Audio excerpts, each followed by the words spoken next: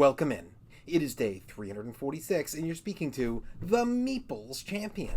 And today, we're going to be going over another one of my Kickstarters that are going to be coming in later this year. This is an interesting game, as it's kind of a war game, but backwards. The game is called Empire's End. Now, unlike most of these empire building games, where you start with very little, and you're slowly trying to build by adding resources, armies, buildings, you actually start with everything. The idea is that you're trying to hold on to as much as you can. You have a full, thriving empire. There's going to be a group of, I believe it's 11 cards to start. Now, this might change depending on player count, and we'll see what the final product has. This is only based on what I saw based on the Kickstarter and the follow-up videos since then. But you have a starting group, you shuffle them, you place them out, and then everybody copies. So we all have identical-looking starting empires. And then you're going to begin to move through basically their play-by-play of what's going to happen through your season. So you'll have different potential attacks happening for you. One of them might say, well, right now you're going to go and you're going to get paid out everything that you have for all of your different resource buildings. So all of your resources pay out. Another one might end up saying that, well, you're going to have a chance for an upgrade of some type. You're going to have a chance to fix a broken building. You're going to have war phases, where you won't just count up the war of everything that you have on your board, but you'll also be able to include resources, blind bidding them, to see who ends up getting first, second, third, which pays out gold and victory points. And most importantly, you're going to be having these catastrophic attacks, where there'll be another deck of cards that are shuffled. You flip it over, it identifies where it's attacking, and you're going to all have to be bidding in a circle, slowly trying to get away from it. Now, it might say it's attacking Building 8, so if this wins, it's going to destroy your Building 8. You will flip it to its destroyed side. All your buildings already have a huge amount of victory points that are on them. So every time you flip a building, you're losing a bunch of victory points. But whoever's the first person to say, I'll take it, as you go into this bidding around the table, that person gets all of the bids everybody else gave as well as their own back. So if you end up going for a while and you see that people are bidding axes and food, and all of a sudden somebody says, you know what, all of us have put in 3 items apiece, I'm taking this. Yeah, you lost a building, but you may have resources to help you pay out for winning a warfare later for some big points and some money, or to help you to go after another type of a building up. So it's an interesting game of trying to defend what you've already got, trying to fight for increasing your armies, trying to make more resources, more money. But that's just the basics. Again, we haven't really gotten to play this game yet. We only know this game from its Kickstarter page, from its playthrough videos, and what we've so far seen that's been allowed out. We'll have to wait and do another review on this next year when the game actually gets to my table and I'm able to play it. But why don't we jump in? Let's talk our 7 categories and see where this game lands for us.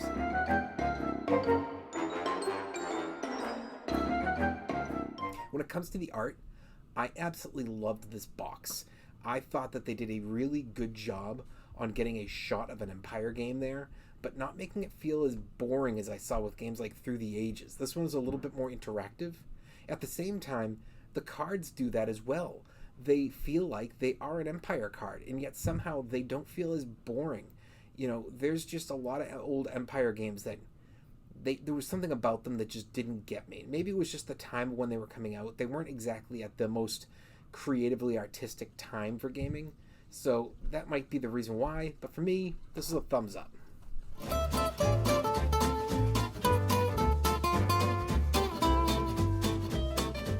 Your components. So primarily this game is just cards. It's the cards for your deck in front of you. It's the cards for your attacking cards. Now there's also going to be cardboard components, it looks like, for all of your resources, as well as wooden components to represent when you're being attacked, if something's coming out from the attack deck to hit you, what locations they're attacking, as well as any of the wooden components to move through the phases. They all look like they put some money into these. They look really good. Thumbs up. Your price. This passed. This game made money. It's coming out. But this wasn't a massive success. It was a good success, but I don't know that you're going to find this game in a lot of places. And the game wasn't very expensive, but it wasn't cheap. You know, you're looking at this game probably being, if you can find it, one of those $60 games. It looks like fun. I'm excited to play it. But as a general rule, Just because something's exciting day one doesn't mean it's going to be the same thing when we're talking about this game month 2, month 3, month 6, a year. To me, I think the price is going to end up being a little bit high based on it's not only what the game looks like it is, which looks fun, but not $60 for the average person, and also its availability. I just don't think this can be as available as we're hoping. Realistically, I think this game needs to actually hit big, get great reviews from those who did buy it, and have a second run. And if it can do a second Kickstarter, then we're talking about availability really taking off. But for me, thumbs down. Your difficulty. This game looks perfect for experienced and experts. I don't think this is one that's quite right for kids. Beginners, maybe. If you're interested in Empire games, I think this would be a great game for beginners for those in the Empire area. But outside of those, I don't know if this is quite right for most beginners. I think it is going to be a little bit much for a widespread area of having to do stuff. And a lot of beginner games I recommend tend to be just a couple mechanics, not too much to have to widespread your eyes on. And we're just talking about that in my right here about your own area. You're not even paying attention to what your opponents are doing, which is going to really bring this to another element for paying attention. I think it's an experience and experts game primarily for me. However, that's enough to give it a thumbs up.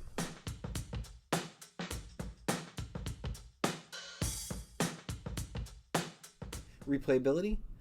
The game doesn't look like it's going to take too long. Honestly, unless you have a player with analysis paralysis, I think you're getting this game done in about 45 minutes.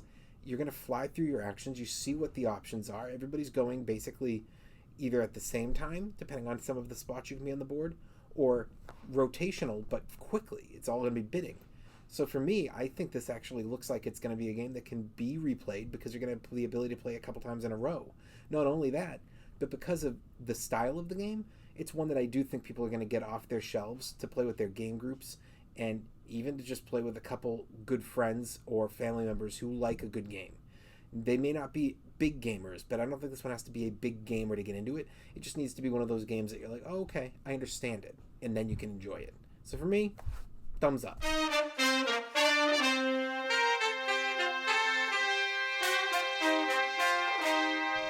Keys to victory. There's a lot of keys to victory. Are you trying to spend resources to get out of something, or are you taking the hit? Or are you trying to spend resources hoping to grab a whole bunch later? Are you trying to build up your army? Are you when you do take a hit, don't forget, yes, you flip over the spot that it attacked, but the card itself you get as well. And the card usually comes with either endgame points or something to add to any card you want on the board, or maybe a specific spot that's going to now make that spot worth additional payouts. So there are things to use here to your advantage. That the game starts with everybody's board the same, but they're going to all morph unique. It's a thumbs up.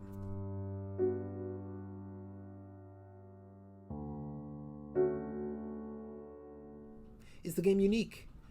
Just the fact that you start off already at a full empire and you're trying to protect your empire is what makes this unique. This game is massively unique, and that's why I invested in it. It's a thumbs up. Overall, what do I think? I think this looks like a really fun game. I can't wait for it to come in the mail, and when it does get to my table, it's one that I expect to be playing for a long time. I think that everybody that hasn't invested should wait for a friend, family member, somebody they know who did invest in it, and when they get around to it, they'll have a game that they're going to be able to test try and see if maybe when it does get to shelves, they can try it too. Well, it has been day 346, and we've been speaking about the game Empire's End.